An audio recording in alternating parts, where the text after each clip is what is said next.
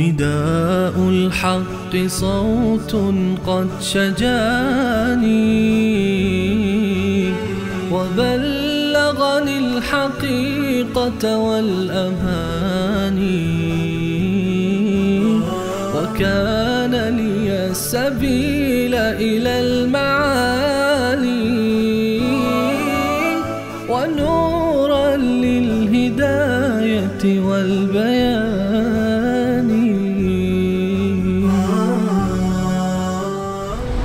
بسم الله الرحمن الرحيم. الحمد لله وسلام على عباده الذين اصطفى. أما بعد، أعوذ بالله من الشيطان الرجيم. بسم الله الرحمن الرحيم. قل أعوذ برب الفلق من شر ما خلق ومن شر غاسق إذا وقب ومن شر النفاثات في العقد ومن شر حاسد إذا حسد.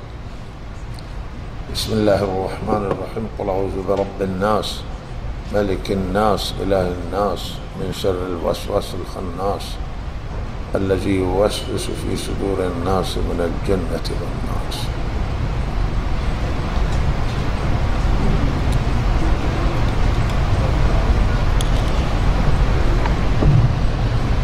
الله رب العزت در این دو تا سوره زیبا و سوره مبارکه که آخری سوره های قرآن در ترتیب مصحف عثمانی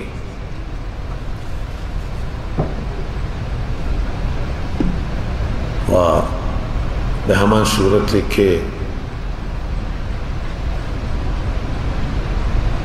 سیدنا عثمان رضی الله تعالی عنہ و گروهی که تعیین بودند که قرآن مرتب کنند سوره ها را و صحابه کرام بودند و قرآن شناس بودند، ماهر بودند و اونها خودشان دیدن نزول قرآن را مشاهده کردند. لہذا به همان صورتی که این سوره ها را ترتیب دادن مناسبت را در نظر گرفتند و لہذا اینجا این سوره ها در پایان آخر قرآن عظیم الشان و در این سوره ها الله تعالی به ما تعلیم داده است پناهندگی را که چگونه به الله تعالی پناه بگیرید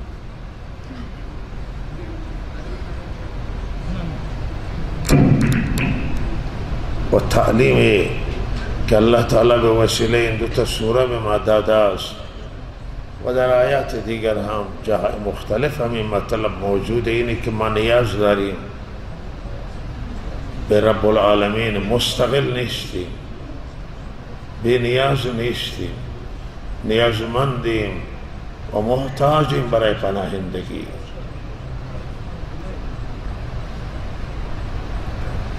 هم نیازمندیم به استعانت از الله تعالی، یعنی هیچ چیزی را بدون کمک و مدد الله تعالی ما نمیتوانیم که استفاده بکنیم، انجام بدیم. روی همین آغاز قرآن با استعانت بسم الله الرحمن الرحیم، یعنی استعانت میجویم به پروردگار، و انتهای قرآن هم به پناهندگی هست. قل اعوذ برب الفلق، یعنی پناه میجویم به پروردگار. معلومه که ما نیازمندیم، محتاجیم، هم برای استعانت و استمداد از الله محتاجیم و به کمک نام پروردگار نیاز داریم و هم نیاز داریم به پناهندگی به الله تعالی. وابسته پروردگاریم ما و وابستگی داریم، مستقل نیستیم، ناتوانیم، نیازمند و محتاجیم. و لحظه اینجا به ما الله تعالی تعلیم داده است پناهندگی را، همچنان که در ابتدای قرآن و شروع قرآن که با بسم الله الرحمن الرحیم استعانت الله تعالی به ما تعلیم داده.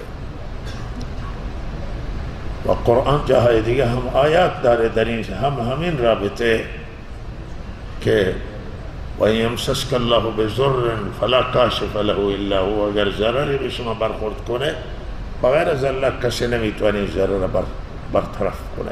ضررها را ما خودمون از خودمان نمیتونیم دفع بکنیم و ضررها را با کمک الله تعالی، استمداد پروردگار و استعانت الله تعالی ما میتونیم ضررها را دور کنیم و دفع کنیم از خودمون.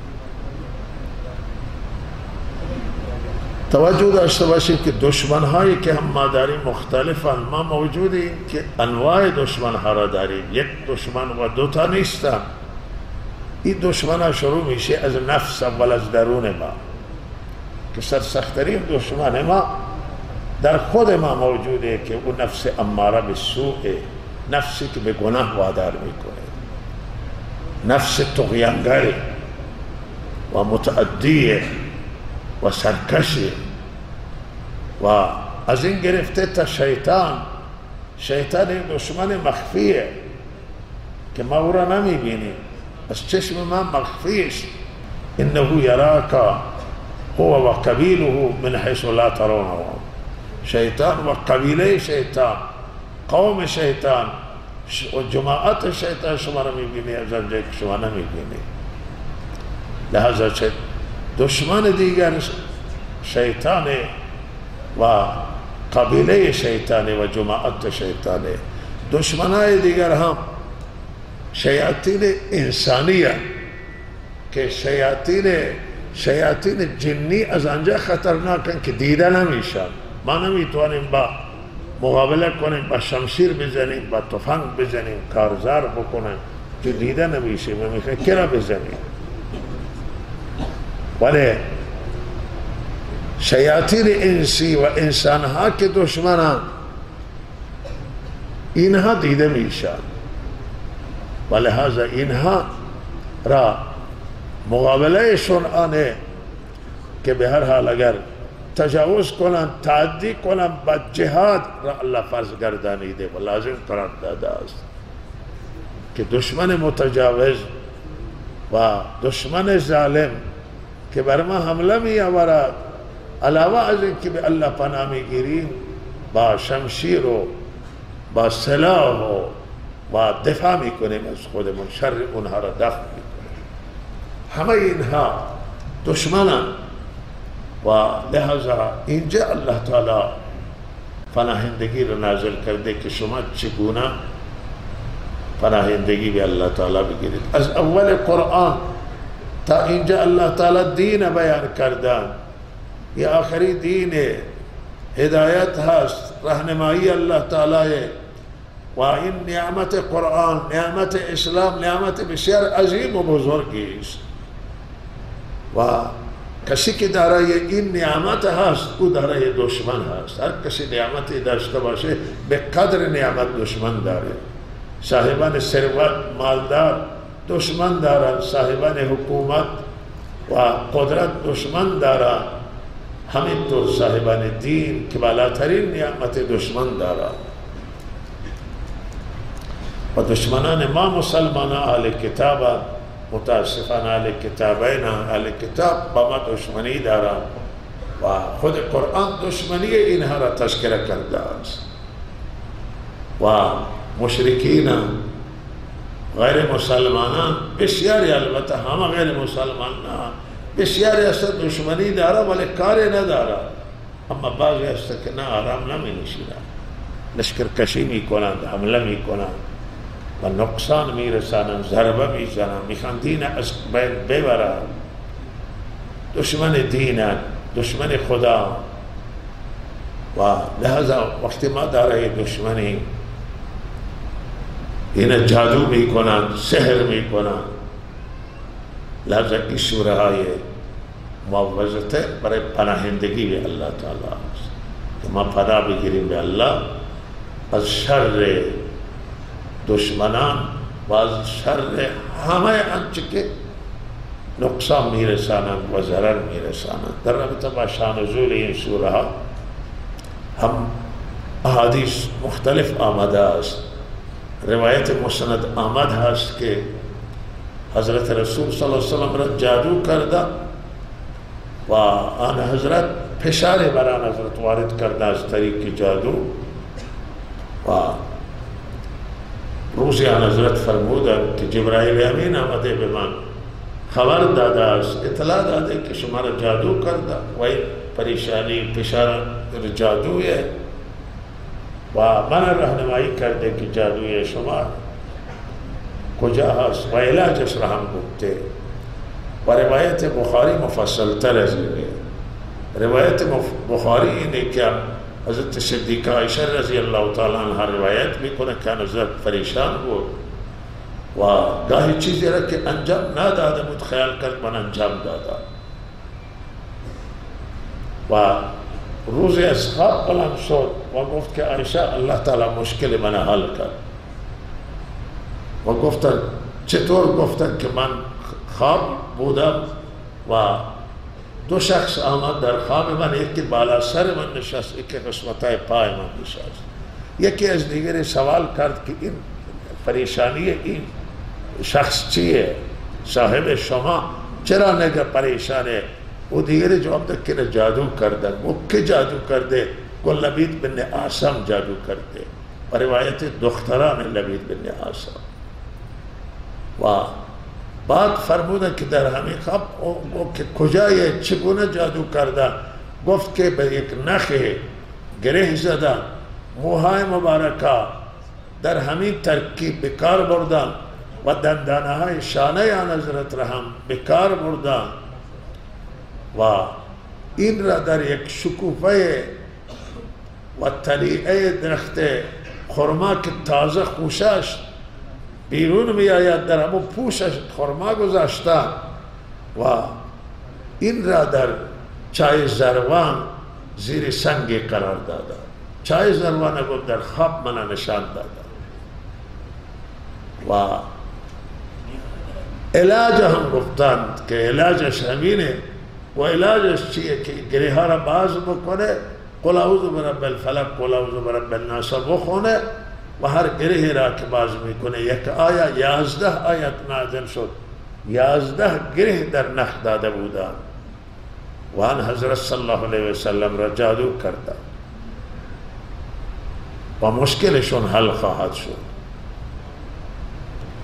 و بعض بزرگان فرمودند که سر مبارک آن حضرت را از موم درست کرده بودند و به سر مبارک سوزن زدند و این ترکیب جادویشون با این صورت بوده.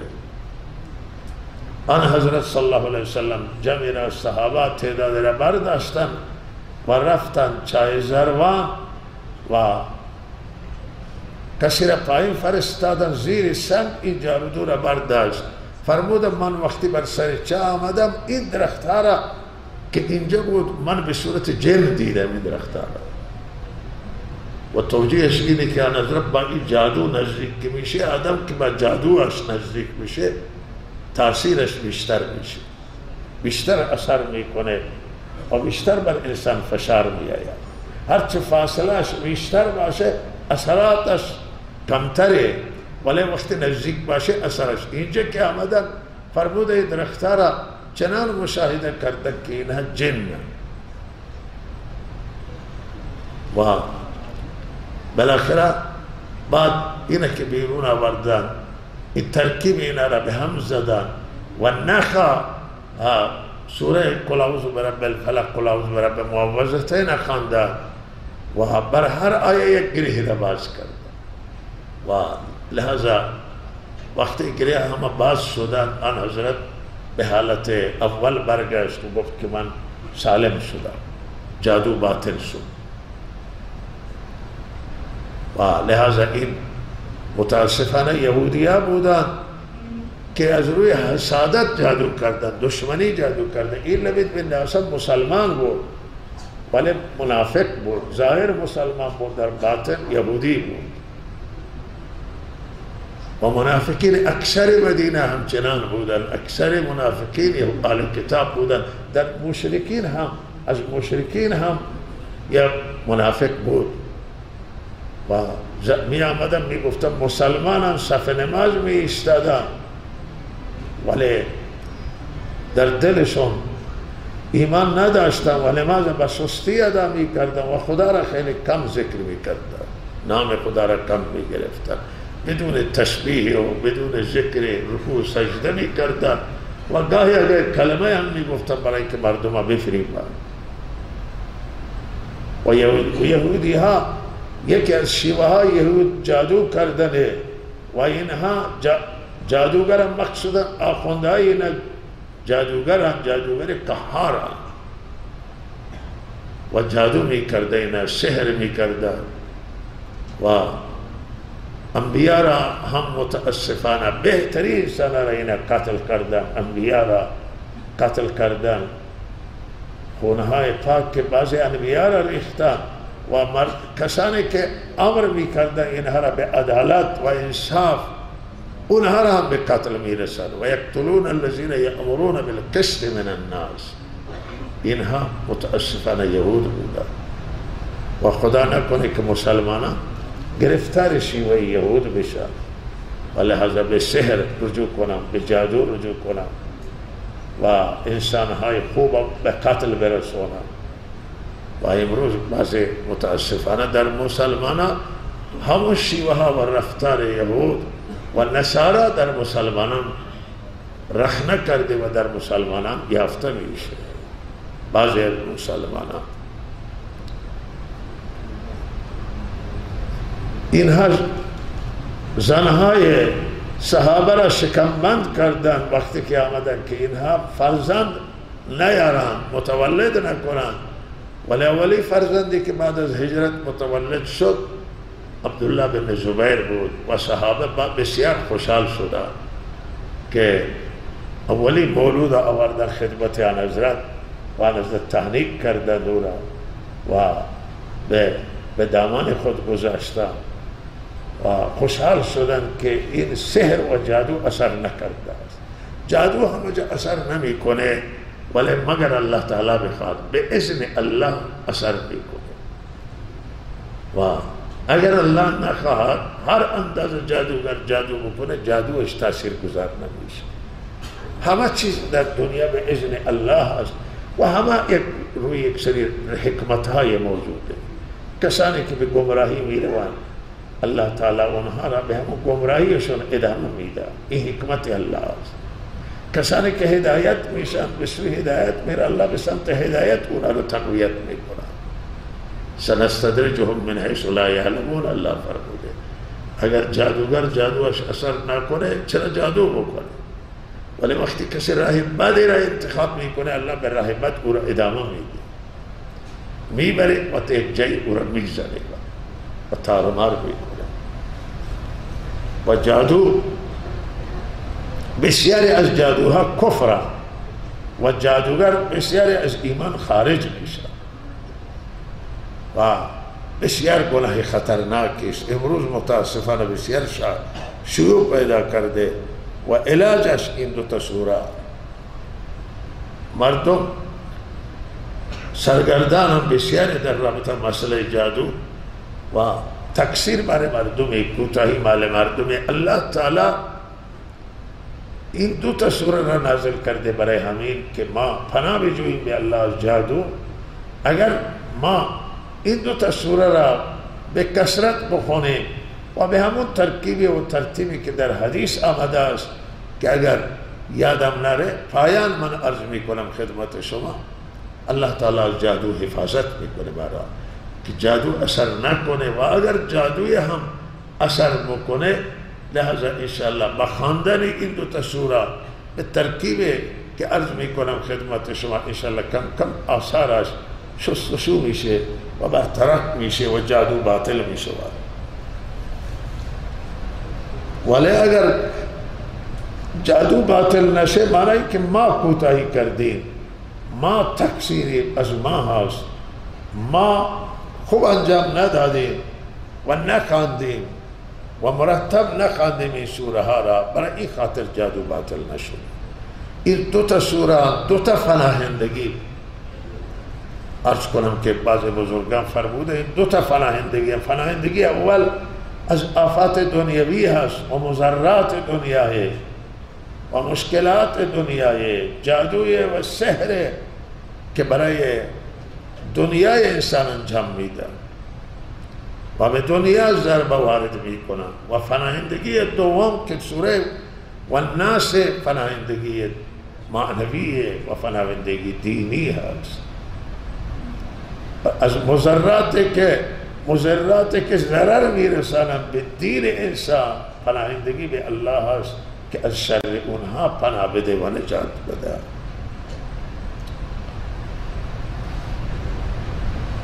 و لہذا اللہ تعالی این سوره را آغاز کرده با پناهندگی اول را با قل اعوذ برب الفلق. شما بفرما که پناه می جویم من به رب فلق، به رب صبح، به رب صبح پناه می جویم. توجه داشته باشید که اینجا اعوذ این مستعیذ پناهگیرنده حضرت رسول صلی الله علیه و سلم که این آیه بران حضرت نازل شده و تا قیامت هر کسی که این سوره را بخونه او پناهگیرنده میشه و مستعیذ میشه و استعاذت جوینده. اینجا حضرت رسول صلی الله علیه و سلم و تا قیامت هر کسی قرآن تلاوت کنه. و رب الفلق این مستعاذ به، یعنی او کسی که به او پناهندگی حاصل شده ذات یگانه است. پناه می جویم به که؟ به رب صبح، به پروردگار. یعنی اینجا معنی اینه که هر انسان باید، هر مسلمان به الله پناه بجوید. از اولی مسلمان گرفته که حضرت رسول نیازمند بودند، آن حضرت احتیاج داشتن به پناهندگی به الله تعالی. در حدیث آمده است که قبل از نزول این سوره ها آن حضرت دعاهای پناهندگی مختلف می‌خواندند و وقتی که این سوره نازل شده او دعاها را ترک دادند، چون او دعاها ساخته خود آن حضرت بود و این مال رب العالمین و این پناهندگی جامعه، شامل، کامل و وسیع و فراگیر. و لہذا هر مسلمان و انسان نیاز به پناهندگی داره. از حضرت رسول صلی اللہ علیہ وسلم گرفته که آقای ما و بهترین ما و بهترین فرزند حضرت آدم تا آخری انسان همه نیازمند به پناهندگی هست، هیچ کسی بی نیاز نیست. آن حضرت تا این پناهندگی را نخواندند از جادو خوب نشده. 6 ماه جادو، ایک روایت هست که ادامه داشت، ولی به رسالت آن حضرت ضربه وارد نشد و آن حضرت پیامهای الله را و رسالت را می رسوندند ولی احساس فشاری می کرد. این فشار گاهی سر آدم یک فشاری هست ولی آدم می توانه کارش را بکنه، مشکل ولی فشار جادوی برای او شده، فشار موجوده. و در جادو این نکته را بدونه کسانی که جادو میکنن متوسل میشن به جنات، متوسل میشن به شیاطین و که شما این کار انجام بدید و پناهندگی به اونها استمداد میکنن و شیطان وقت جادو اثر بکنه وارد صحنه میشود و اکثر جادو چنانه و توی جادو ایشان استمداد میکنن و از روی استمداد از ایمان خارج میشن.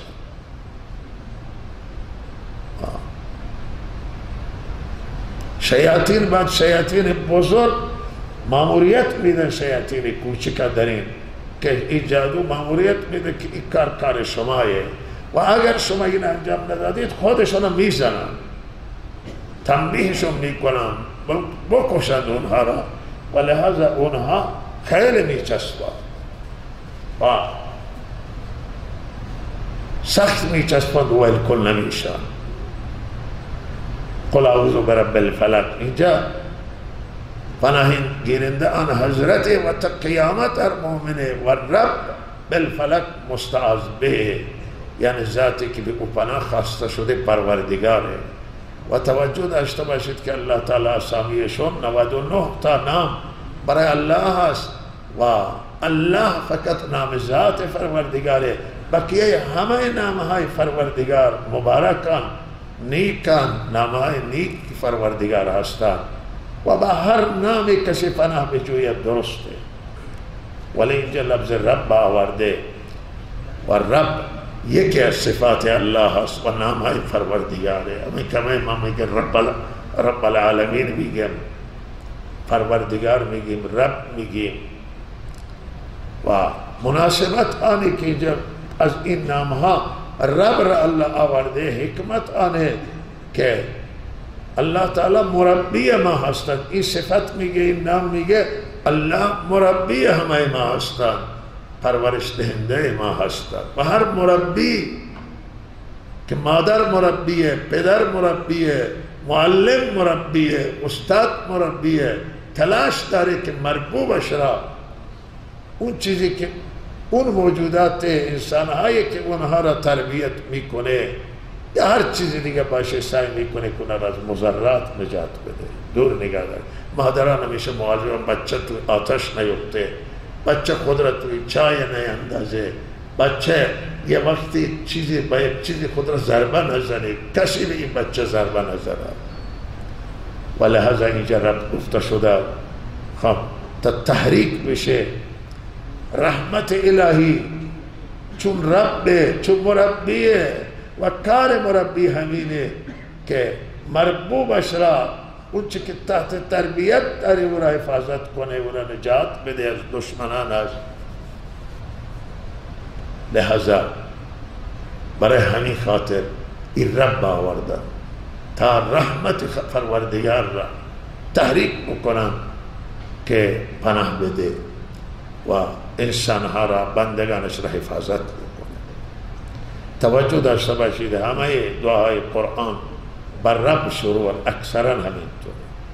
ربنا آتنا، ربنا ظلمنا، ربنا لا تؤاخذنا. و حکمت هم همینه که اینجا استغاثه و استعاذه و پناه جستن به رب العالمین. شما در دعایتون هم لفظ رب بکار ببرید. پروردگار معنای رب از لحاظ فارسی، ولی خود رب تأثیرش بیشتر از پروردگاره، چرا که پروردگار ممکنه معنای کامل رب نده و رب این به زبان عربیه و این فصیح‌ترین زبان دنیا که کلماتش خیلی جامع و شامل عربی هست و این زبانی که زبان قرآنه، بهترین همون چیزی که خود الله به کار برده در دعاهای ابتدا لفظ رب، یا رب، یا رب العالمین در دعا، ای رب. ما در دعاهای من کار ببندیم، این بهترین چیزیه.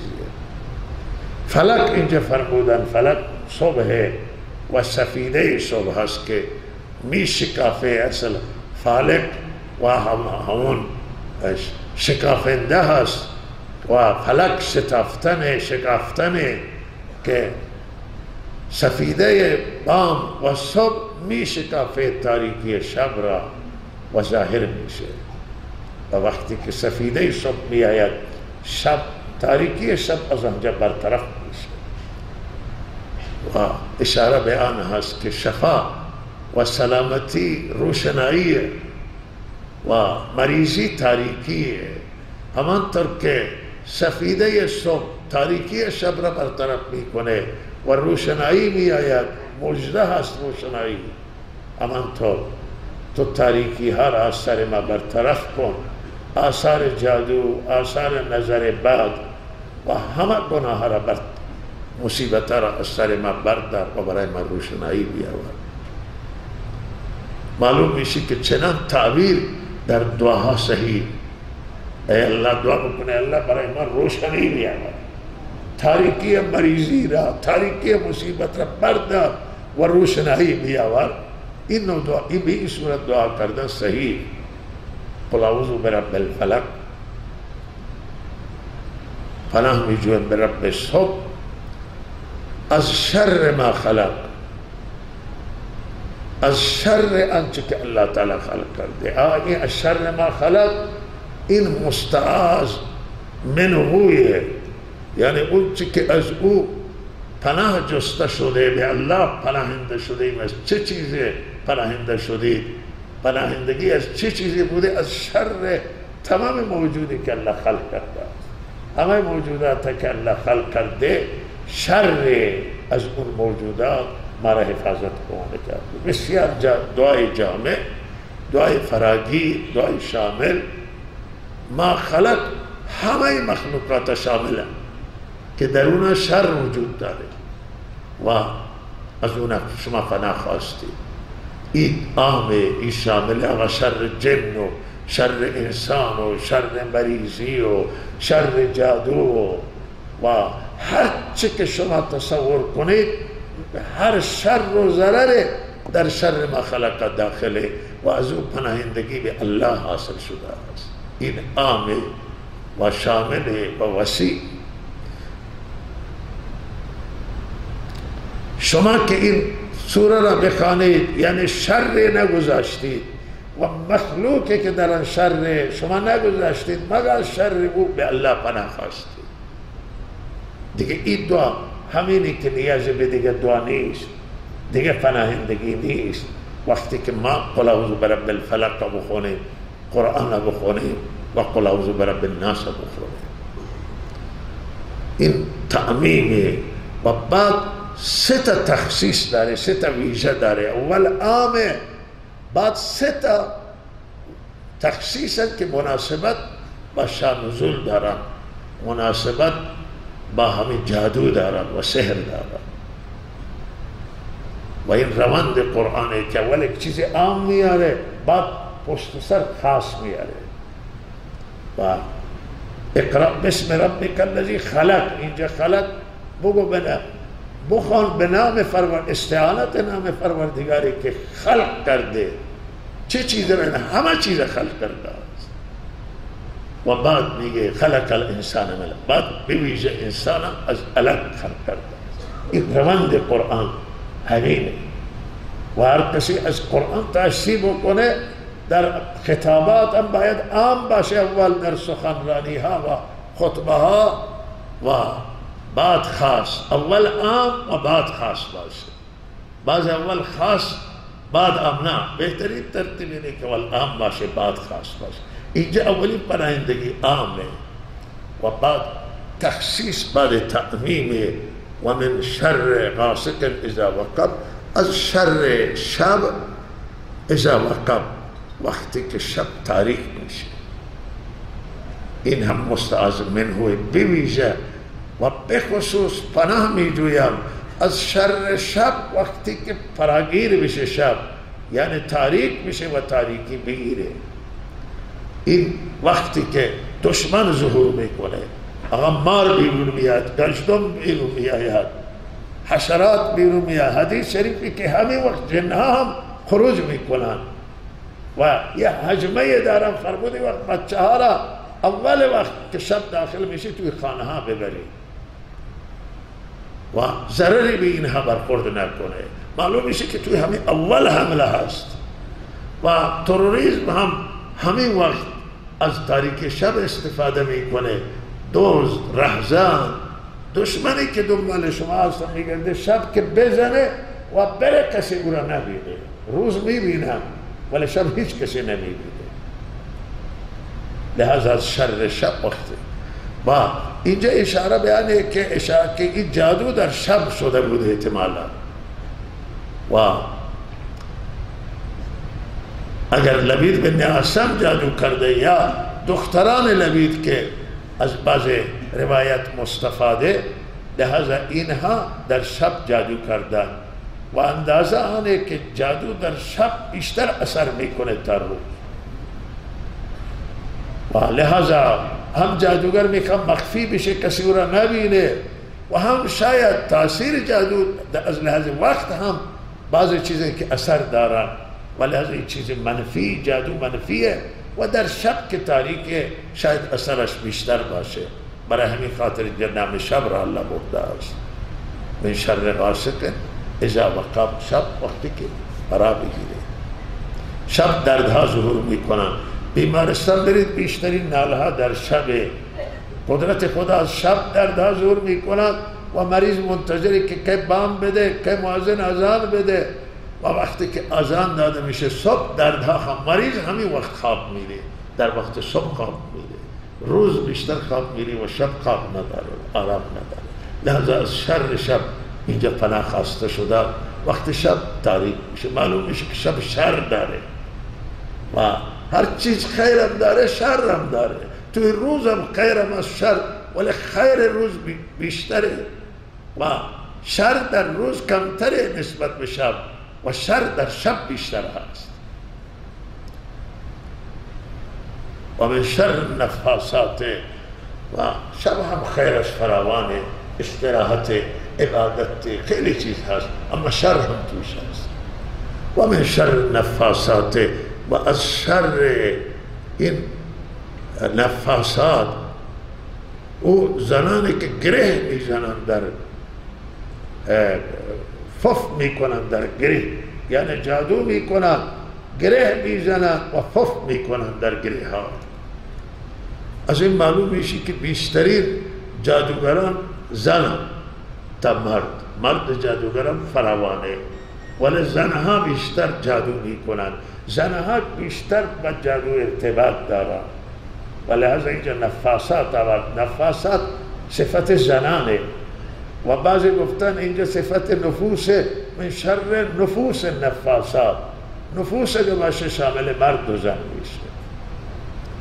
لحاظا از زنان و مردانی که دم کننده در گره و جادو میکنه از شر اونها. این تخصیص دومه. ببیجه فنا میجویم از شر این دم کنندگان در گره، چون مناسبت هم اینجا این سوره نازل شده در رابطه با جادو و در جادو به گره ها دم میکنن و جادو میکنن. اینجا هم به گره ها دم کرده بودن. اینا هم مستعاذ من هو مقاصد اذا وقع شر النفاسات فی العقاد و من شر حاسد اذا حسد. این سومی تخصیص بعد التعمیم.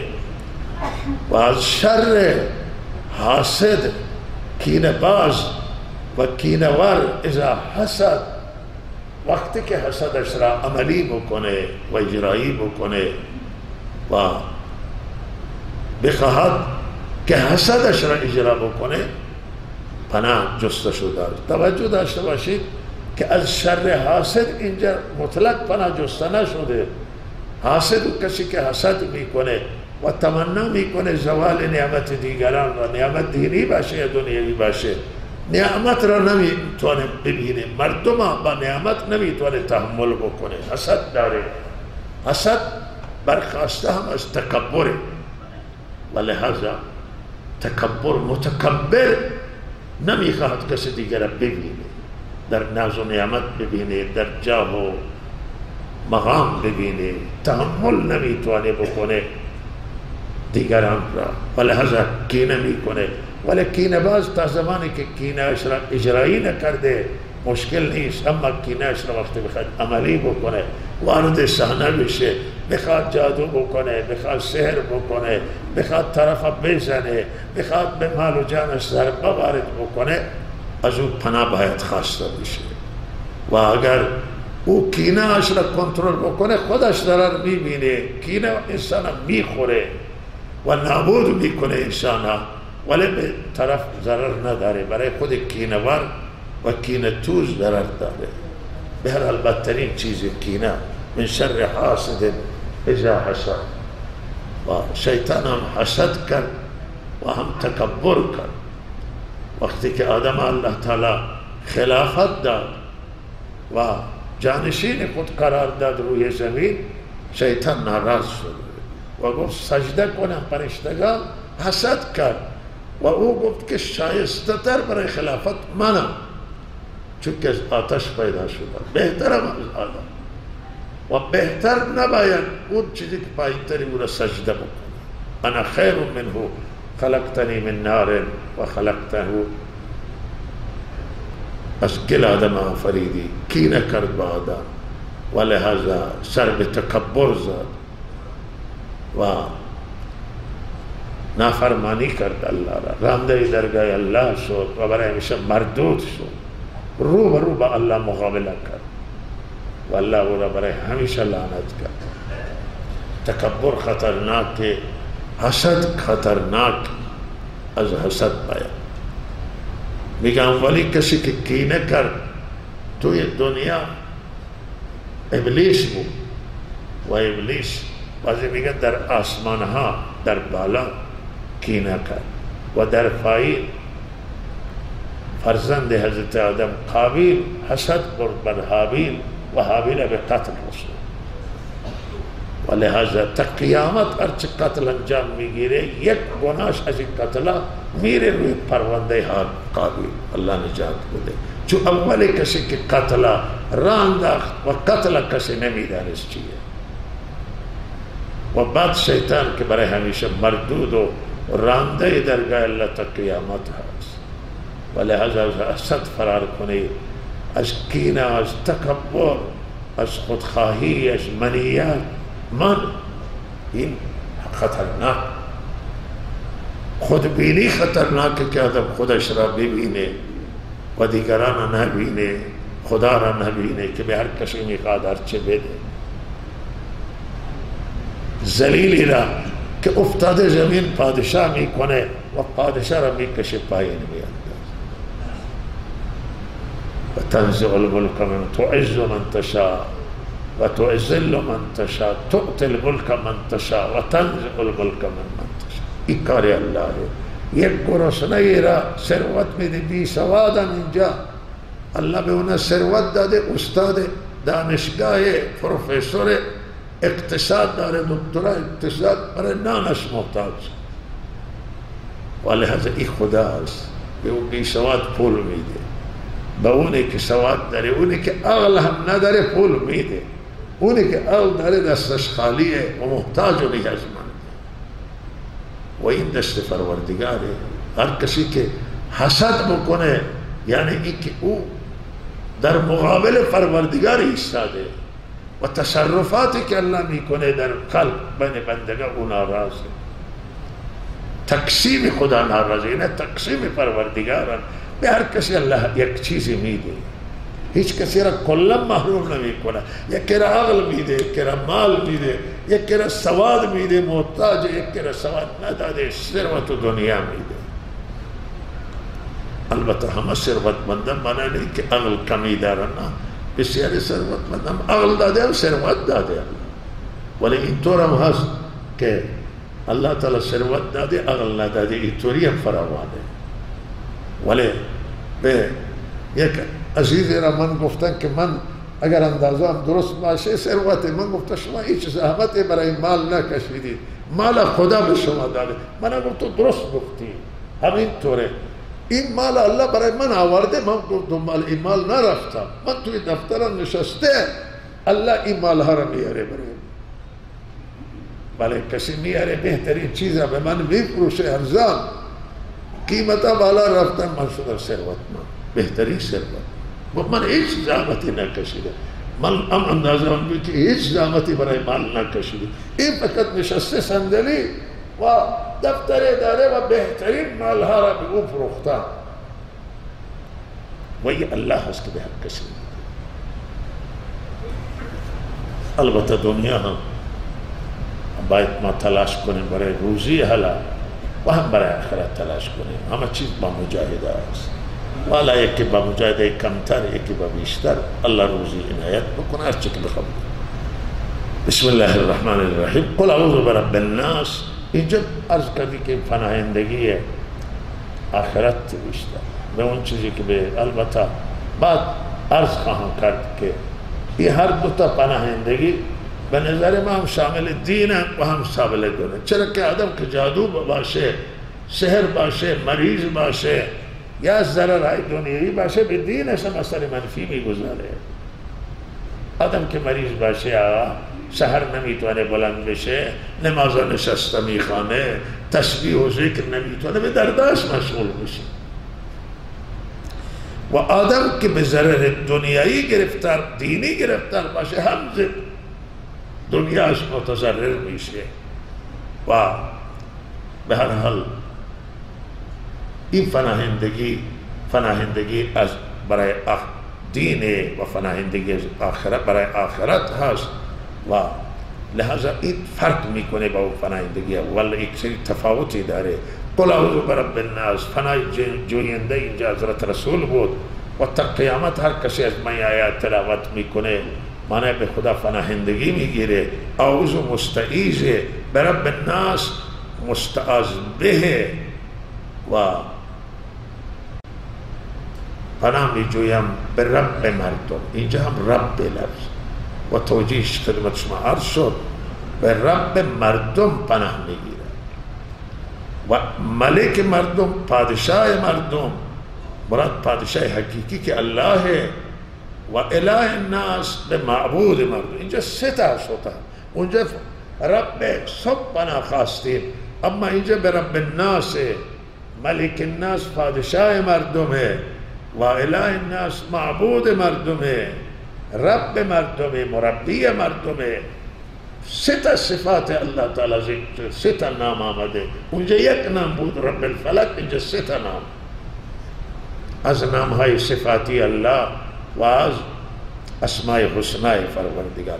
و حکمتش اینه که توی دعا یا نقطه‌ای که اینجا قرآن به ما آموزش میده باید نام را از الله تعالی ببریم که رحمت الهی را بیشتر تعریف کنه. اینجا رب پناه جوینده میگه که ای الله تو رب منی و مربی منی و من تحت پرورش تو هم و کار پرورش دهنده آنه که مربوب شا، اونی که تو پرورش داره نگاه کنه، ببینه و او را نجات بده از گرگها که معنویت اونجا گرگها بودن که دنیای انسان پاره می کردن، جسم آدم منافع مادی را، اینجا منافع معنوی را و دین را پاره می کنن.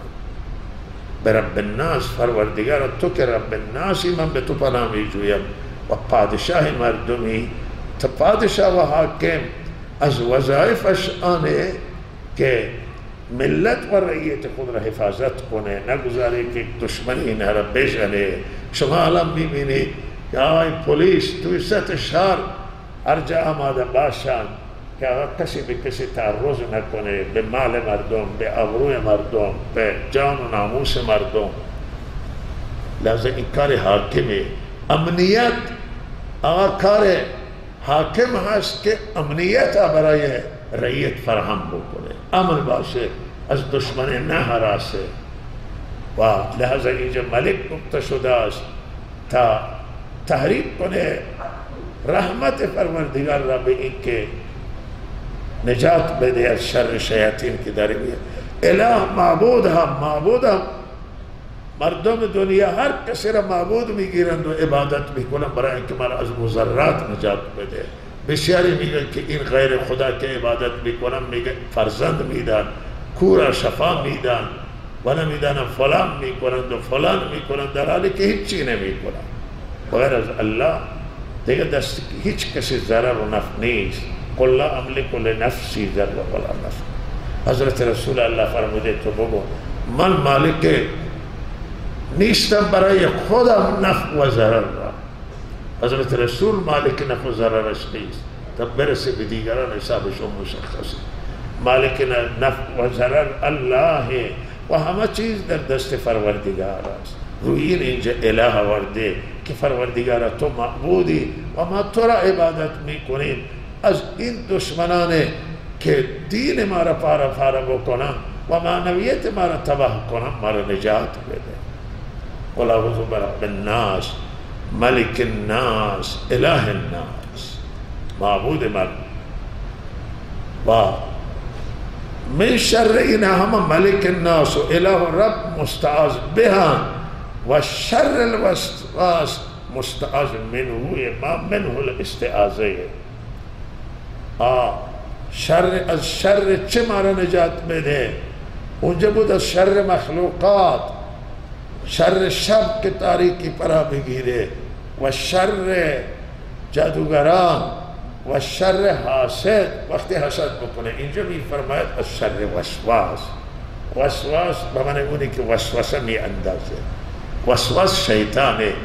وسواس این به شیطان برای آن اطلاق میشه که از بس که کارش وسوسه، لحاظا خودش را هم وسواس نامیدنیم. وسواس مصدره به معنی وسوسه اندازنده و انداختن وسوسه، و لحاظا این شیطان انقدر وسوسه می اندازد و خلاصه میشه کار شیطان در وسوسه که خودش وسواسه. معلوم میشه که شیطان تنها عملی که انجام میده در مقابل ما وسوسه، از طریق وسوسه میاد، وسوسه گناه میاندازه، از نیکی شما را منصرف میکنه. شما میخواید برای جماعت تبلیغ چارمای تشکیل بده، آقا شیطان وارد، شما اسم نوشتید او میاد وارد میشه، میگه آقا شما رفتید مغازه شما بیمانه، کار شما تعطیل میشه، زن و بچه شما چه میشه، وسوسه میاد تا شما را منصرف میکنه. حج میخواید بری، وسوسه میاندازه که تو فلان کار داری، امسال لازم نیست سال دیگه برو، از کار خیر. مسجد میخواید کمک بکن، و چه بسا انسان ها اینجا توی مسجد وعده کردن، آمدن مسجد دیدن تحت تحصیل قرار میدن، من 10 میلیون میدم، من 100 میلیون میدم. آقا با ما دویدیم و اونها دویدن و ما دستمون نرسیده و فرار کرده. این شیطان لعین نمیگذاره. گاهی آدم در یک فضای قرار میگیره تحت تاثیر، آقا می نویسه نام منو به جهاد بنویسه، میرم فلسطین برای جهاد. بعد شیطان وارد میشه، میگه تو دیوانه ای به جهاد میری، غیر از تو دیگه کسی دیوانه هم هست. تو جهاد میری کشته میشی، بچه هایت چی میشن، فلان چی میشه، از جهاد آدم منصرف می. گاهی آدم میخواهد گفته کسی گفته بود یک مرتبه وعده داده بود برای یک مسئله که فلان پول میدن، بعد رفقایش آمدن دیگه همراه، گفت تو که این پول اینقدر پول میخواید بدی، چی نیازی تو اینقدر بده. این شیطان هم این کارا میکنه. آقا میگه 100 میلیون نده، 10 میلیون بده، 5 میلیون بده، دیگه خیره زیاده کار برای شما که نیفتاره. تو نیاز داری مال تو کم میشه. الشیطان یعیدکم الفقر، شیطان شما را از فقر میترسه. شما میخوای 1 میلیون بدی، آقا میگه به 100,000 به 10,000 میگه بده، چه نیازه تو 1 میلیون بدی؟ و این شیطان کارش میره، از ثواب بزرگ میره به ثواب کوچک و وسوسه گناه میاندازه، یا به طور کلی منصرف میکنه از ثواب، و وسوسه گناه میاندازه، وسوسه زنا میاره توی دل، وسوسه قتل میاره. آقا میگه تو توهین کرده، تو را فلان گفته، بزن بکش. این کاری شد، این ظالمه، این جنایتکاری، مفسده، بزنش. شیطان مفتی شما میشه و رهنما میشه و به گناه وادار، مال مردم بخور، آبروی مردم بریز، به انواع گناه. شیطان توی نماز میاد وسوسه گناه میاد. الله نجات بده شر شیطان، وسوسه خطرناک. و لحاظا راه چیه؟ راه مقابلت چیه؟ راهش همینه که اعوذ بالله من الشیطان الرجیم بخونیم، پناهندگی به الله تعالی حاصل بکنیم، وسوسه ها را دفع کنیم از دلمون. گاهی وسوسه می اندازد، فرمودد تا وسوسه می اندازه به اینجا که آقا میگه آسمان که پیدا کرد، زمین که پیدا کرد الله، خورشید که پیدا کرد الله، دریاها را، کوها را، بعد میگه الله را که پیدا کرد. حالا بیا و لحاظ فرمود اینجا که شما رسیدید اعوذ بالله من الشیطان الرجیم، همه چیز الله پیدا کرده و الله او ذات است که پایداره و ماندگاره و نه برو تغییر می آید و نه تحول می آید، نه شریک داره و نه به کسی نیازمند بی نیاز. عقل هم همین میگه که آقا باید یه ذاتی باشه که همه چیز را پیدا کرده و اگر ما بگیم او را چه پیدا کرده، او یکی دیگری را که پیدا، این میره به جایی که انتها نداره. لذا فرمود اعوذ بالله بخوانید، گاهی در ذات پروردگار، گاهی در دین اسلام شک میاره در ذهن شما میاندازه. البته وقتی چیزی در حد وسوسه نقصان نداره. بعضی برادران میآید، صحابه میآمد در خدمت آن حضرت گفتن که ما و شیطان وسوسه های در دل ما میارد که ما دوست داریم که بسوزیم و زغال بشیم، زغال بشه بدن ما، ولی زبان ما این حرف ظاهر نشه. کو شما دیدید آن حضرت فرمودن چنین وسوسه بود، کوئی علامت عین ایمان. شیطان نمیتونه دیگه سر رو برسونه، میخواد وسوسه بیاره.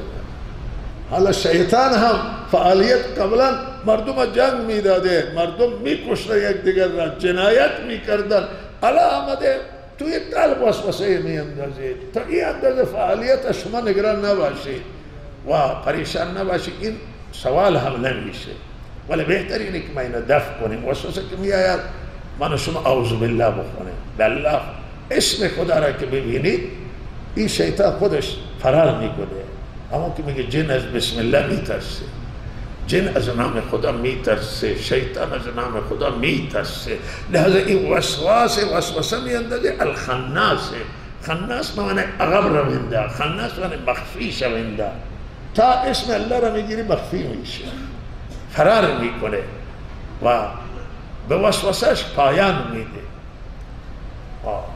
مرد میدان نیست که بیسته، این نامرده و قوی هم نیست. الله اینه ضعیف قرار داده است. این کید الشیطان کان ضعیفا، و ضعیفی اگر توکل بر الله باشه هیچ کاری شیطان نمیتونه بکنه، هیچ غلط شیطان نمیکنه اگر توکل بر الله باشه، مگر چیزی که الله بخواد. خدا استثنائه، چیزی خدا بخواد او چیزی دیگره. ولی اگر همت نباشه، اراده نباشه، توکل بر الله نباشه، پناه بر الله نجویی، شیطان میتونه گمراه بکنه آدم، شیطان میتونه فریب بده، شیطان میتونه به گناه وادار بکنه، شیطان میتونه دین آدم خارج بکنه. و این کید شیطان کان ضعیفا، توجیه شمینه که شیطان در مقابل بندگان صالح ضعیفه، در مقابل کسانی که توکل بر الله دارن ضعیف، در مقابل کسانی که وابسته به الله شیطان کاری نمیتونه بکنه و مردوده و این رانده درگاه الله است. من شر الوسواس الخناس، از شر وسواس و خناس مرا نجات بده. و وسواس هم شیطانه، خناس هم شیطانه. الذي يوسوس في صدور الناس، اینجا الذي يوسوس بیان خناسه، اون کسی که وسوسه می اندازد در سینه مردم. شیطان وسوسه را می اندازه کجا؟ در سینه. و سینه مراد قلبه، چون قلب در سینه هست و لحاظا در سینه مردم هم درسته، قلب مردم هم درسته که بگید شیطان وسوسه را به دل آدم می اندازه.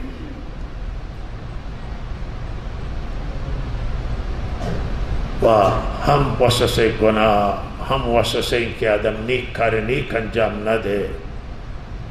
من الجنة والناس، من الجنة و بیان الذي يوسوسها في صدور الناس، در وسوسه می اندازد در سینه مردم. این است که وسوسه می اندازه. این از چه مخلوقی؟ تعالی وسواس آمده، خناس آمده، یوسوس آمده. این چه موجودی است که وسوسه می اندازه؟ اینجا الله تشریح میکنه که این جن، همین جنای کافران و ابلیس در راس این هست.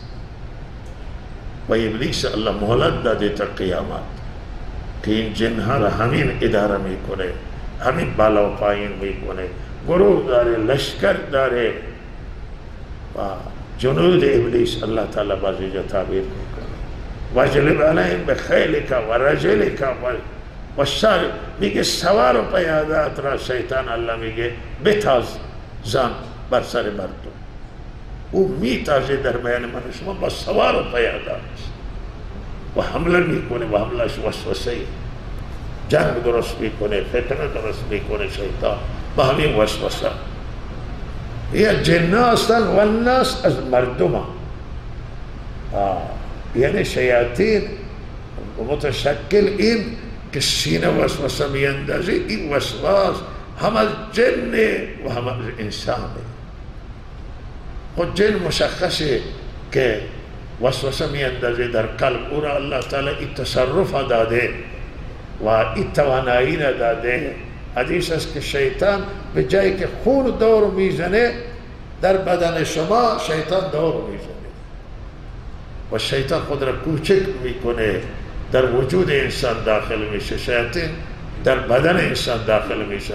گاهی که جن گرفتگی دارن شیطان داخله شروع میکنه، کسی که اصلا فارسی لبرد نیست به زبان انگلیسی صحبت میکنه، به زبان عربی صحبت میکنه، این همون جنی که صحبت میکنه و اینا کنار دل قرار میگیره، وسوسه میاندازه، از راه دورم میتونه وسوسه بیاندازه. یک سری توانایی های داره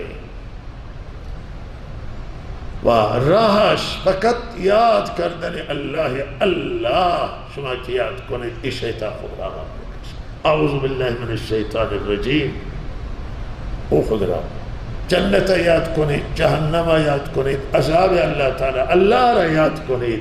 به هر نوعی که شما خدا را یاد بکنید این شیطان را ولی غافل بشید، او شروع میکنه تجریک میکنه. تجریک این پشه را میبینید که نوک داره و میگذاره هر جا خون میمکه، بدن سوراخ میکنه و با این نفس این همینه، این نوکش را میگذاره به قلب، وسوسه تجریک میکنه. از مردم هم هستن. از اینجا معلوم میشد که شیاطین از جن و انسان، شیاطین الجن و الانس. در مقابل انبیاء الله تعالی میگه شیاطین جنی و انسی را من قرار دادم. آئی شیاطین از جن و انس، شیاطین الجن و الانس یوحی بعضهم الى بعض زخرف القول غرورا. و لہذا اینا در مقابل آل حق و انبیاء علیهم السلام و مردم هم اینهایی که هر کسی که شما را به گناه وادار کرد، هر کسی که از راه خیر جلوگیری کرد، این شیطانه و این کار شیطان داره انجام میده. میگه آقا به حج نرو، آقا زکات نده، آقا کار خیر انجام نده، آقا به یتیم ها نرس، آقا به زندانی ها نرس، آقا نرو نماز نخون. چه کار داری که نماز میخوانی؟ مسجد نرو. اینها همه شیاطین.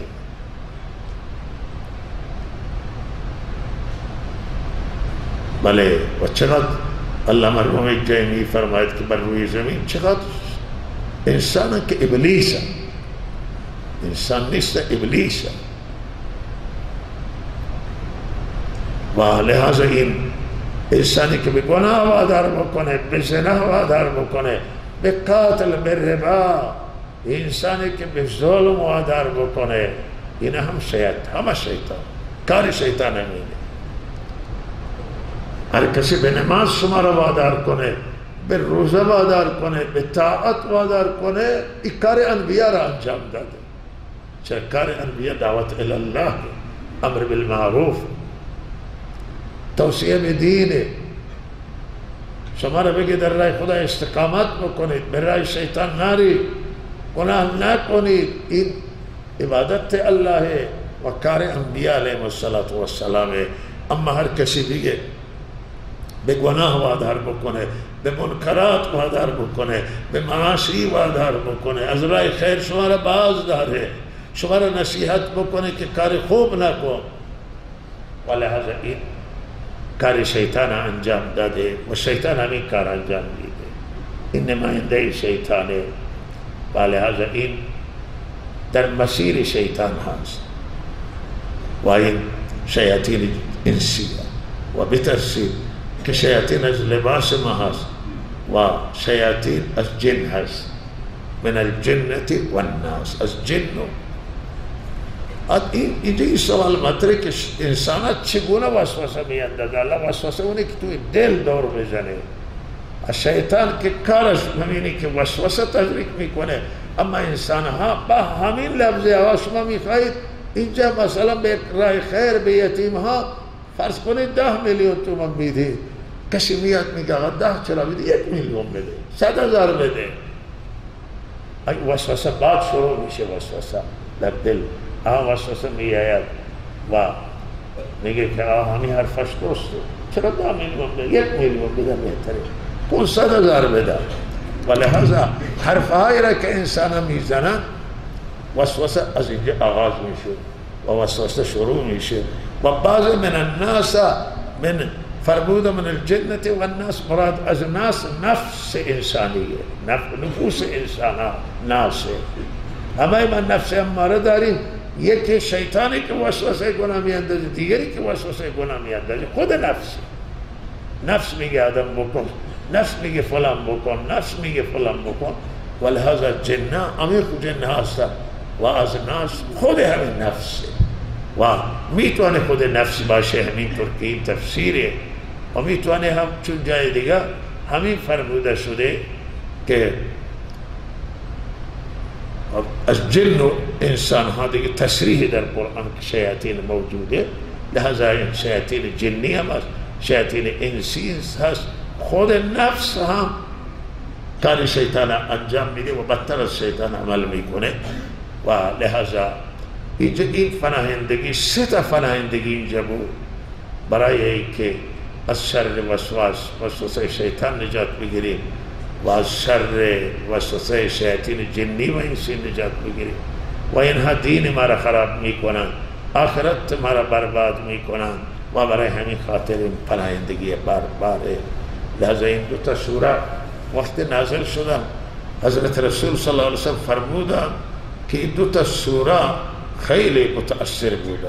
گفت 2 تا سوره بی‌نظیره و فرمودن نه در تورات نه در انجیل و نه در خود قرآن مثل این 2 تا سوره است. و این سوره ها را یعنی حضرت با این جملات بی‌مثل نامیده، بسیار بزرگه در نوع خودشون.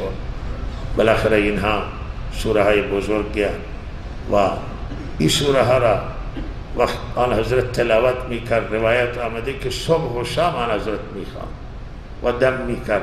اما 3 بار صبح بخوانید، 3 بار شام. همین 2 تا سوره قل اعوذ برب الفلق، قل اعوذ برب الناس. ولی اگر قل هو الله را همراه بکنید خیلی خوب میشه. آیه کرسی را همراه بکنید بسیار خوبتر میشه. و چون اینها هم آیه کرسی در رابطه با جادو اینها تاثیرات داره. و سوره اخلاص هم یک سری اثرات الله تعالی در آیه مختلف اثرات مختلف گذاشته است. لحاظا اگر اینها را بخونید و صبح 3 بار دم بکنید، شام هم 3 بار، سر رخت خواب که میخوابید هم بخوانید 3 بار و خود را دم بکنید. و اگر بعد هر نماز شما خود را دم بکنید بخوانید دم بکنید، انشاءالله جادوی تو سریع باطل میشه. و اگر جادوی نشده تازه میخوان جادو بکنن انشاءالله جادو اثر نمیکنه. برای نظر بد خوبان، نظر بد در کسی خورده باشه این سوره ها مایه شفا، چرا که شر ما خلق اینجا. و لحاظا هم الله تعالی نجات عنایت میکنه و هر مریضی آقا سرطان و سل و هر نوع مریضی که در وجود انسان باشه برای همه مریضی ها این سوره تاج مبارک بی‌نظیره. اینا را بخونید و بار بار بخونید و همیشه بخونید. چرا من و شما دارای دشمنیم و دشمنای من و شما کم نیستن، دشمنا زیاده. و بسم الله الذي لا يضر مع اسمه شيء في الارض ولا في السماء وهو السميع العليم. دعا آمده که اینا صبح و شام آدم بخونه، با اینا اضافه بکنه. بسم الله الذي لا يضر مع اسمه شيء ولا في السماء. و اینها جالبن، عجیبه. یه واقعه که همین چند سال قبل پیش آمد که پادشاه اردن با هواپیما پرواز کردند و هواپیما را زدند. هواپیما را که زدند، هواپیما فرود اضطراری کرد در فرودگاه و توانست بشینه و پادشاه اردن و مسافران نجات گرفتند همراهانشون. بعد مصاحبه به پادشاه اردن کرده بودند که این هواپیما که بالا زده شد شما چه احساسی شما را دست داد؟ گفت که من مطمئن بودم که من هیچی نمیشه، چون صبح من همین صبح بسم الله الذی لا یضر مع اسمه شیء فی الارض ولا فی السماء. اینجا میگه نه چیزی در آسمان ضرر میرسونه، نه چیزی در به نام الله، نه چیزی در آسمان، نه چیزی در زمین. گفت من مطمئن بودم که من هیچی نمیشه، چون من این دعا را خواندم بسم الله الذی لا یضر مع اسمه شیء فی الارض ولا فی السماء و هو السمیع العلیم. انشاءالله اگه شما این را بخونید گلوله هم بریزید و شما برخورد نمیکنه، مگر اینکه اجل بیاید و الله تعالی چیزی بخواهد. خواست خدا از همه چیز استثناء هست. تو معلوم میشه این دعاها هم شامل زمین، شامل آسمان هم است. کسی عزیزی گفت که من تعالی نفهمیدم که لا یضر مع اسمه شیء فی الارض ولا فی، گفت ما در زمینه، حالا زمین ضرر نرسه، ما که در آسمان نیستیم. ولی این واقعه که برای شاه اردن پیش آمد الان متوجه شده که نه، ما باید پناهندگی بجوییم که نه در زمین و نه در آسمان. آسمان پروازه، ما ضرر برخورد نکنیم. لذا ملتی که این قرآن را داره، ملتی که این سوره ها را داره، این سرمایه را داره، این سرمایه بالاتر از سرمایه داران، سرمایه های مردم دنیا. چرا ما گرفتار جادو بشیم؟ چرا گرفتار سحر، اثرات سحر بشیم؟ چرا نظری به ما بخوره؟ چرا فلان بشیم و بالاخره سوره ها را بخونیم ولی کوتاهی میکنیم؟ اگر با ضرر برخورد میکنیم، از آنجایی که کوتاهی صحابیه یک دعایی را خواندن و این دعا را کسی بخونه هیچ ضرری به او برخورد نمیکنه، خودش فلج بود. مفلوج گفت شما که این دعا را بلدی چرا فلج شدی؟ و همون روزی که من این فلج شده اون روز من فراموش کردم این دعا را بخونم. اعوذ بوجه الله العظیم الذی لیس شیء اعظم منه و بکلمات الله التامة التي لا يجاوزون بر ولا فاجر و باسماء الحسنى ما علمت منه ما لم و ما لم اعلم من شر ما خلق و زرع و برع. این صحابی کو این دعا را کسی بخونه هیچ مریضی و ضرر و سحر و هیچی بابا. گفت شما چرا؟ گفت من همون روز نخواندم. وقتی که الله تعالی بخواهد یک چیزی قضای بیاید آدم فراموش میکنه. بعضی هستن همه وقت صلاح دارن، مسلحن، همون لحظه که این وقت دشمن نمی آید، او وقتی که دشمن سلاح فراموش کرده دست میبره که سلاح نیست و زده میشه، از خود دفاع بکنه. اینطوری مسائل به کسره. همه وقت دوا همراهه، هوا همراهه. یک روزی که فراموش میکنه درد همون روز میاد، نگاه میکنه تو دوای من همراه نیست و این اتفاقات پیش میآید. عزیزان من، این قرآن عظیم الشان بهترین کتاب الله تعالی است و این سرمایه بزرگ است و این معجزه است واقعا بی نظیری، بی مثلی و تاثیر گذاره. و همین برای قرآن بسه که در ماه رمضان که نازل شده ما را به کجا رسونده و شب قدر که نازل شده از شب قدر را به کجا رسونده است. و یک شب بهتر از 1000 ماه. این تاثیر این قرآن اگر در زندگی ما باشه، زندگی ما سرسبز میشه، هدایت میشیم و به الله تعالی میرسیم. دنیای ما آباد میشه، آخرت ما آباد میشه. جا داره که بنده تشکر کنم از جناب مولانا بدری حفظه الله و همه ما در حقشان دعای خیر کنیم.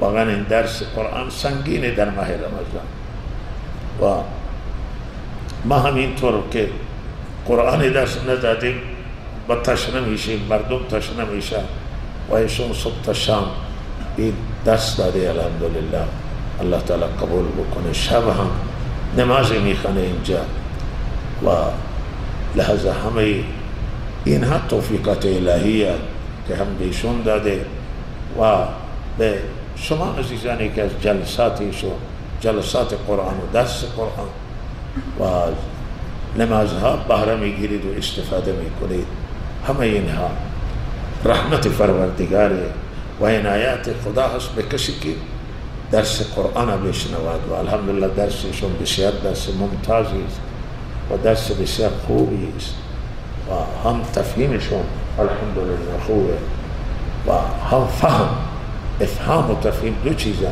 یکی آدم خودش بفهمه مطلب دوست، دوم به دیگران منتقل کنه.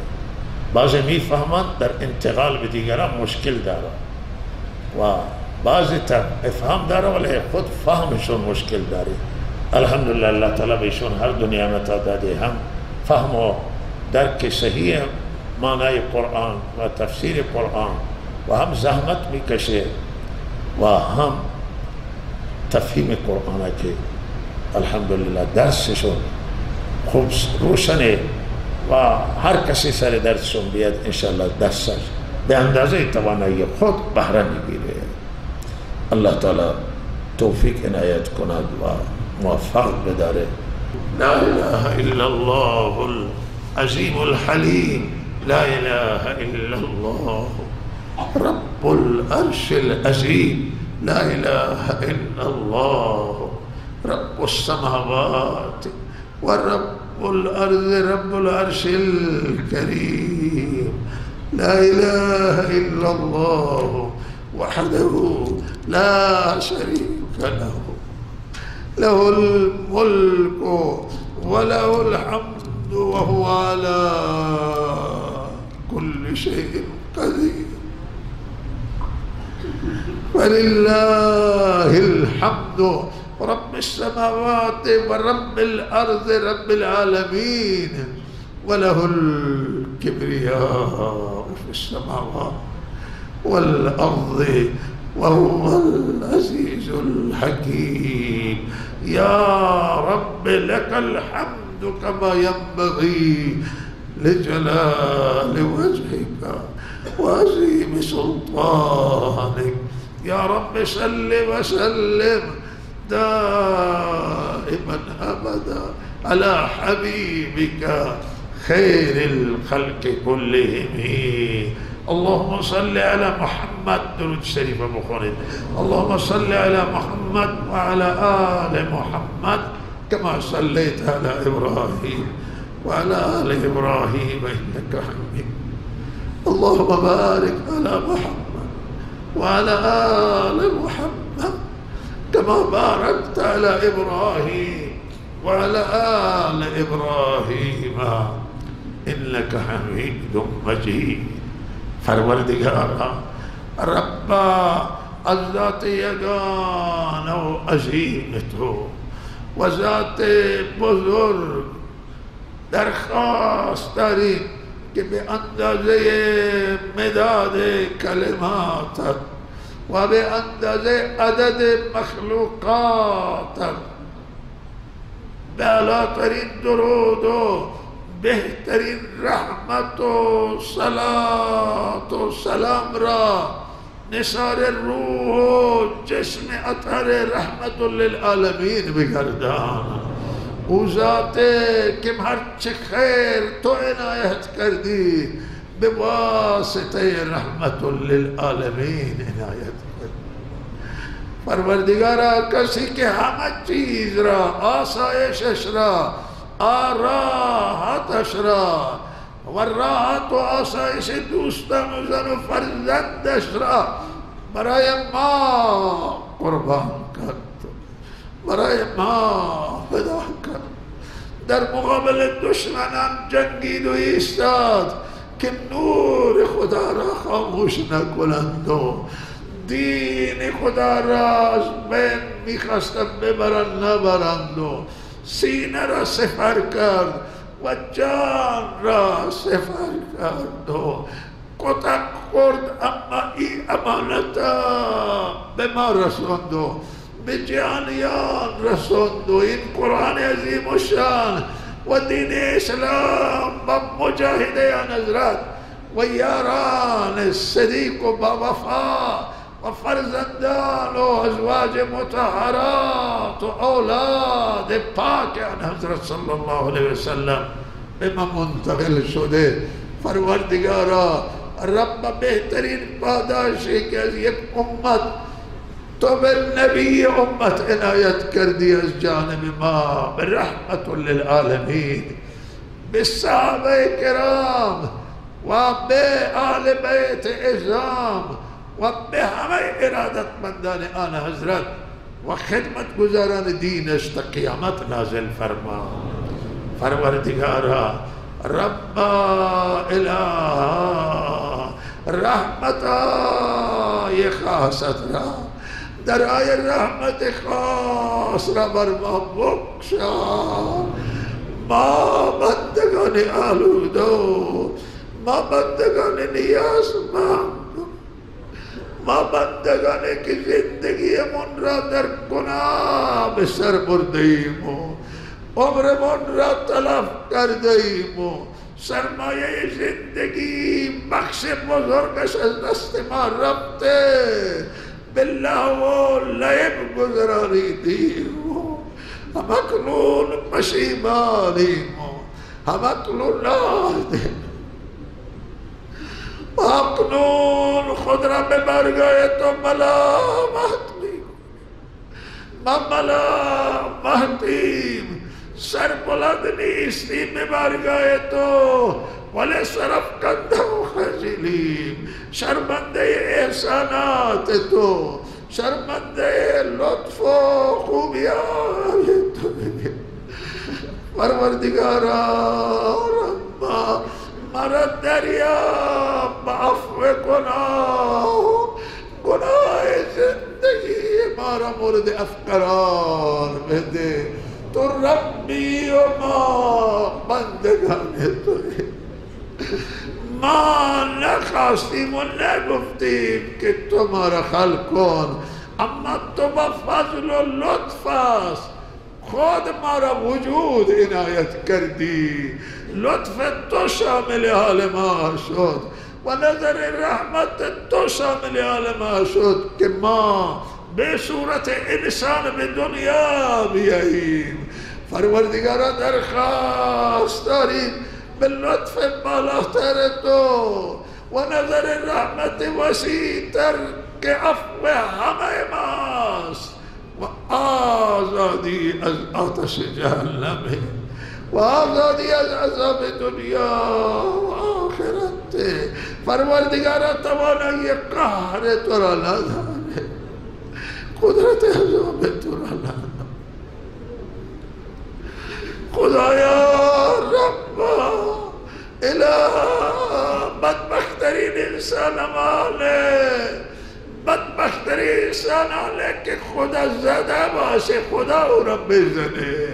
این پروردگار مهربان با این رحمت وسیعش پروردگارا ما توانایی و تحمل عذاب تو را نداریم، ما مغفرت تو را درخواست داریم و رحمت تو را درخواست داریم. یا رب العالمین، یا اکرم الاکرمین و یا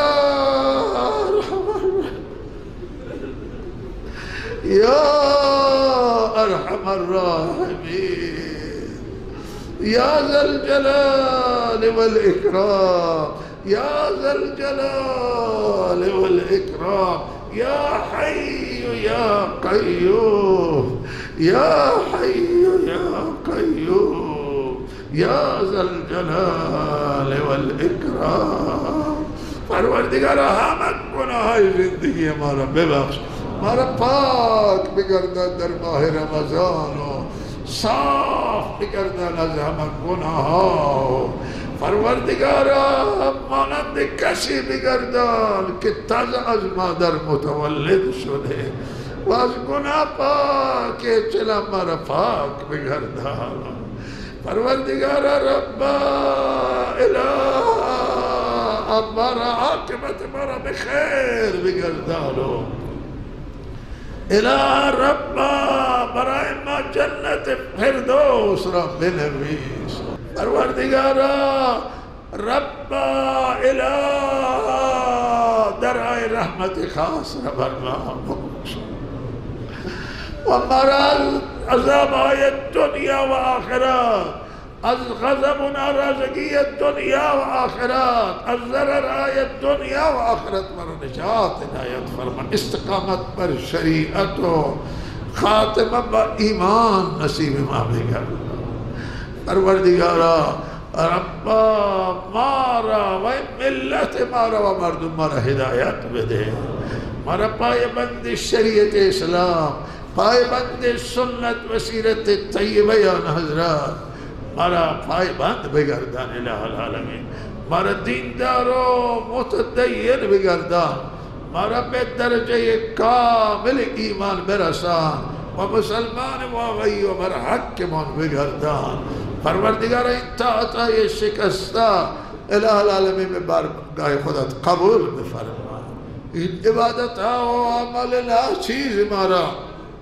बेबारगाह मकबूल बिदार व बुजुर्ग बिगर्दान इलाहुल आलमीन परवरदिगारा रब्बा इंसामत एक अजीज़न कशीदन मुजाहिदा करदन इनारा कबूल बफरमा व जमी कसानी के दर्राए दीन तो मुजाहिदा भी कुरान मकबूल बिदार परवरदिगारा रब्बा कसानी के दर्राए तो इस्तादल नुसरत यारी शोब बफरमा कसानी के दीन तो बराए दीन तो बेहर लिबास खिदमत भी कुरान माल मीदान या जान मीदान बेबारगाह खुदा मकबूल बिदार परवरदिगार शराइत तगयीर बिदे हालात आवाज़ बकौर बे हालात बेहतर वाहे मुश्किलात हल बेफरमा व रहमत भी आवार आसानी भी आवार रोज़ी हलाल इनायत फरमा वासे व काफ़ी व दीन कामिल इनायत फरमा परवरदिगार रूह बुलंद हज़रत मौलाना अब्दुल अज़ीज़ रहमहुल्लाह दर बेहतरीन रहमत जा इनायत फरमा इन खैरातो इन बरकत हम पर बिगर्दन बिज़हमत आए हज़रत मौलाना व रहनुमाई आए हज़रत मौलाना रहमहुल्लाह परवरदिगार इन उस्ताद मोहसिन रा दर बेहतरीन रहमत करार दे व दर्जत हमें उलमाए मारा हज़रत मौलाना खुदा नज़र हज़रत मौलाना अहमद हज़रत मौलाना यार मोहम्मद हज़रत मौलाना अब्दुल मलिक हज़रत मौलाना गुलाम मोहम्मद व हज़रत मौलाना नियामतुल्लाह व हज़रत मौलाना अब्दुल हकीम हसन आबादी व तमामी असातीज़े कि शायद दर ज़हन मन नहीं आमदन परवरदिगार हमें असातीज़े हो ज़रा हम उलमाए शाहरे ज़ाहिदान रा हमें रिश्तेदारों मुक़्तदिनों नीकानों आनाने के बराए दीन खिदमत करदन आनाने के बराए दीन जान दादन परवरदिगारा दरजात हमारा बुलंद में फरमा परवरदिगारा रूह बुलंद हज़रत जाजरवी रहमतुल्लाह ताला कि उस्ताद हमें मुनहसर खुसूस कुरान व हदीस व इन उस्ताद बुजुर्गवार व साइर असातीज़ मारा कसारी के बरमा एहसान दाश्तन व अलानंज दर्स तफसीर बितरीक़ ईशान रविश ईशान मिशवाद व परवरदिगारा दरजात अज़ीज़ बुलंद बफरमा बेहतरीन रहमत जा इनायत फरमा इलाहुल आलमीन जमी बंदगान तरा हमें मुक़्तदियान मस्जिद कि इंजा बसियारे खिदमत करदन दो आलन रफ्तान परवरदिगारा इन्हारा दर बेहतरीन रहमत जा इनायत फरमा दर्जात हमारा बुलंद फरमा अरवाह हमारा शादमान बिगर्दन कसारी की भी मस्जिद को मक्करदन भी मदरसा को मक्करदन मी कुलंदर माल जाने इन्हा बरकत इनायत फरमा फर्जंदान उन्हें हिदायत बदे व इलाहुल आलमीन खुद शुम्रा अल्लाह हिदायत इनायत फरमा व अवज़ दर दुनिया व आखिरत बदे व जमी कसारी की भी मदारिस दीनी को मकमी कुनन बेयतीम हाओ जिंदानी हाओ खानवादे जिंदानी व मुस्तमंदान ज़कात अमवाल शुन रमीदियान परवरदिगार जज़ाए खैर शो इनायत फरमा व तौफीक शो इनायत फरमा व अक़बत बखैर फरमा मरीज़ाना शफा बदे व इलाहुल आलमीन जिंदानी हर वसीले आज़ादी व तौबा फराहम को मुश्किलात व हाजात हमारा बराबर दे फरमा گرفتاری ہمارا رب فرما، پریشانی ہمارا برطرف فرما و حاجات ہمارا برآورد کن پروردگار عاقبت ہمیں ہمارا بخیر فرما، زحمات عزیزان ہمارا قبول کن. ربنا تقبل منا انك انت السميع العليم وتب علينا انك انت التواب الرحيم وصلى الله على سيدنا محمد واله وصحبه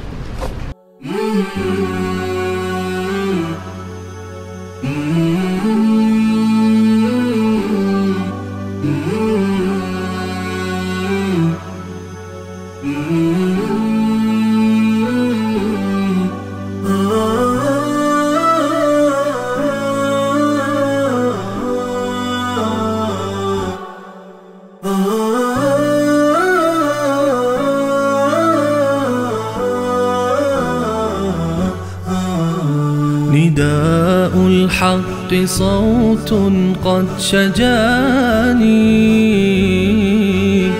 وبلغني الحقيقة والأماني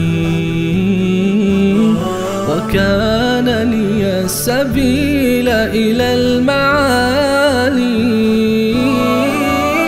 ونورا للهداية والبيان